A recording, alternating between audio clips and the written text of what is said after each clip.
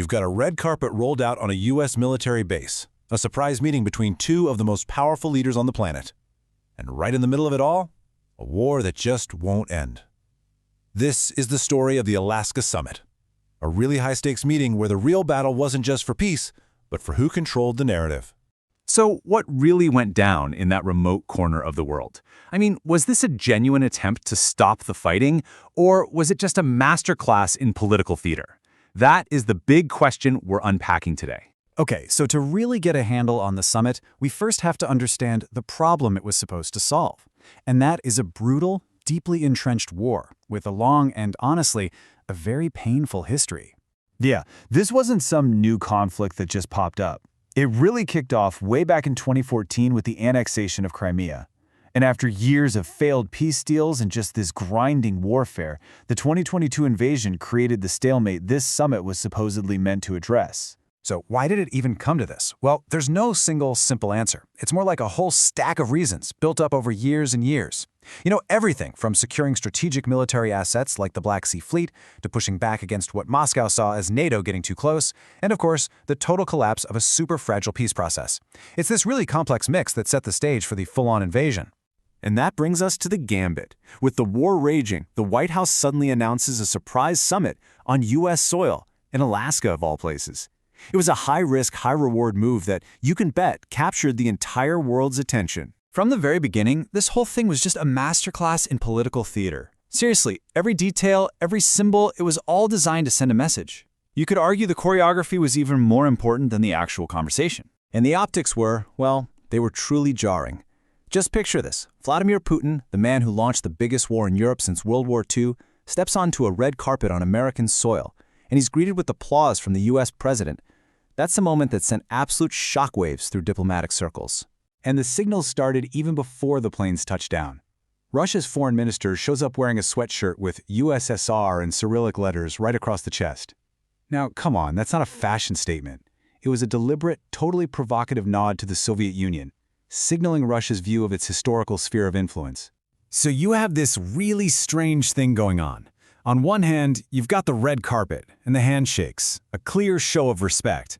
But on the other hand, there was this unmistakable display of raw power. And this display of power? Oh, it was impossible to miss. As the two leaders stood there on the red carpet, a B-2 stealth bomber, which, is capable of carrying nuclear weapons, flew right over their heads, escorted by F-22s. The message could not have been clearer. American air power was on full display. So, after hours of meetings behind closed doors, the world was holding its breath, waiting for a breakthrough, a ceasefire, any kind of deal. But what they got was something very, very different. The outcome of the summit really laid bare this huge gap between rhetoric and reality. The stated goal from the U.S. side was a ceasefire. The actual result? Nope. No ceasefire, no tangible agreement, just some vague statements that the talks were constructive. But despite the lack of any actual deal, the U.S. president's public assessment was, well, it was glowing. He told the press he'd rate the summit a perfect 10 out of 10. But the media, even outlets that were typically friendly to the administration, they painted a totally different picture. This headline from Breitbart just captured the feeling perfectly. All style, no substance. The good vibes were there, sure, but a peace plan was not. The final press conference told you everything you needed to know. Putin just read from a prepared script, basically repeating the same demands he's had for years. The U.S. president pivoted to talking about domestic grievances. Then, without taking a single question, both leaders just walked off stage. It was an anticlimactic and, frankly, a deeply bizarre conclusion to the whole thing. So if there was no deal, did anybody actually win? Well, that's where it gets interesting. When you look past the handshake, a much clearer picture starts to emerge of the strategic gains and losses. This is a perfect example of how you can score a huge diplomatic win without a single signature on a piece of paper. For Vladimir Putin, the summit itself was the victory. He gained international legitimacy, he bought more time on the battlefield, and he secured a massive PR triumphs back home, all without making a single real concession. And as Professor Thorsten Bonnecker pointed out, the symbolism was everything. Just being treated as an equal by the U.S. president was a huge win for Putin.